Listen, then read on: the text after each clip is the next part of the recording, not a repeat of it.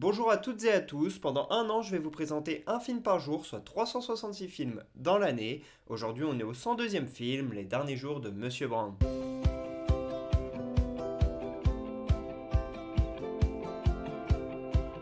Les Derniers Jours de Monsieur Brown est un film sorti en 2018, réalisé par Wayne Roberts. On suit l'histoire d'un prof de littérature somme toute classique, qui a une vie rangée avec sa femme, ses enfants, même s'ils ne sont pas hyper proches et que la famille n'est plus très soudée. Et il va apprendre qu'il a un cancer et qu'il ne lui reste plus que 6 mois à vivre. Donc à partir de ce moment-là, il décide de casser sa routine et de profiter de ses derniers mois, de se lâcher complètement. Et pour interpréter ce personnage, on a un Johnny Depp qui n'est pas dans un rôle habituel. Là, on est dans quelqu'un de finalement de presque réaliste, hein. Il n'y a pas de déguisement, etc.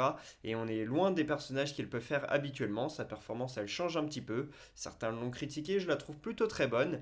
Et c'est l'un de ses derniers rôles après sa grande pause liée à ses affaires judiciaires, puisque de 2020 à 2023, il n'a pas fait grand-chose. Il est revenu avec Jeanne Dubarry, où il joue très très bien, en français en plus, c'était super cool de voir ça. Et puis derrière, il a aussi fait des concerts avec son groupe Hollywood Vampires, que j'ai pu aller voir. Mais c'est vrai qu'au cinéma, ça a été l'un de ses derniers grands rôles avant sa pause 2020-2023. Toutes les autres personnes qui ont travaillé sur ce film ne sont pas très connues. On a par exemple dans le casting Rosemary DeWitt ou Zoe Dutch qui ne sont pas non plus très très connus. Et pour ce qui est de Wayne Roberts, il a également été scénariste sur ce film. Mais pareil, il n'est pas très célèbre, il n'a même pas de page Wikipédia en français par exemple. Et le film s'appelle en anglais Richard Says Goodbye. Si je vous parle de ce film aujourd'hui, c'est parce qu'il y a 2 ans jour pour jour a démarré le second procès entre Johnny Depp et Amber Heard, qui a défrayé la chronique et qui a fait parler toute la presse people à l'époque. Et ça s'est terminé par une diffamation des deux personnes. Amber Heard a été condamnée à 10 millions de dollars à verser à Johnny Depp, et Johnny Depp lui devait verser 2 millions à Amber Heard, mais ils ont voulu aller en cour d'appel, etc. Et puis finalement, ils ont réussi à se mettre d'accord, grâce à leurs avocats bien sûr. Et au final, Amber Heard a versé 1 million de dollars à Johnny Depp, et ça s'est terminé comme ça. Johnny Depp et Amber Heard se sont rencontrés en 2009 et se sont mis ensemble en 2012, puis ils se sont mariés en 2015 aux Bahamas sur une île privée, puisque oui, Johnny Depp fait partie de ces rares personnes qui détient une île, et en 2016 ils ont fini par se séparer, et petit à petit des histoires sont sorties dans la presse, jusqu'à arriver à ce procès, et il y a même eu d'ailleurs un téléfilm sur ce procès, si vous avez envie de regarder et d'en savoir un petit peu plus, il y a pas mal d'histoires sorties qui sont sorties, et bien sûr ça a fait le tour du monde.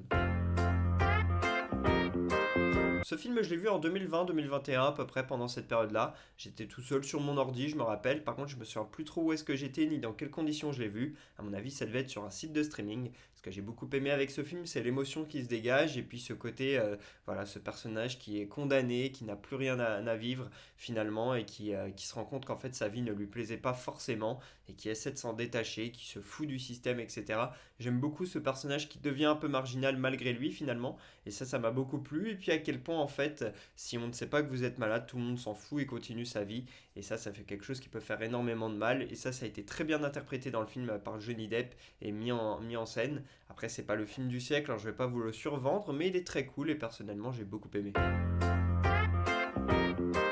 Je mets un 16 sur 20 à ce film. Personnellement, j'aime beaucoup Johnny Depp au cinéma. Et je dois dire que là, on est loin de ce qu'il a pu faire avec sa collaboration historique avec Tim Burton.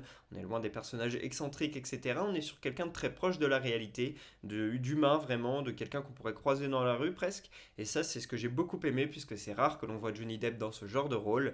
Et puis ça aborde plein de thématiques hyper sensibles, comme la famille, la mort, etc. Et toute l'approche que l'on fait de ces choses-là. Et personnellement, c'est des choses qui peuvent être inspirantes, j'ai trouvé dans ce film.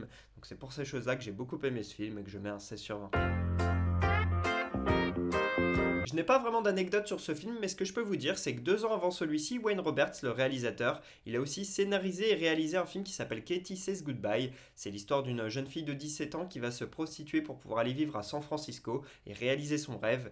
Et du coup, juste après, 2 ans plus tard, il a fait Richard Says Goodbye. Mais le problème, c'est que lui aussi, il a dit au revoir, puisque depuis, on ne l'a plus vu à l'écran. Voilà pour ce 102e épisode d'Un jour un film, et j'espère que je vous aurai donné envie de regarder Les Derniers Jours de Monsieur Brown. Pour ma part, je vous dis à demain pour parler du 103e film de l'année, et pour que vous sachiez de quel film on va parler, un petit indice, Trou de verre. Dites-moi en commentaire sur quel film on va parler. À demain.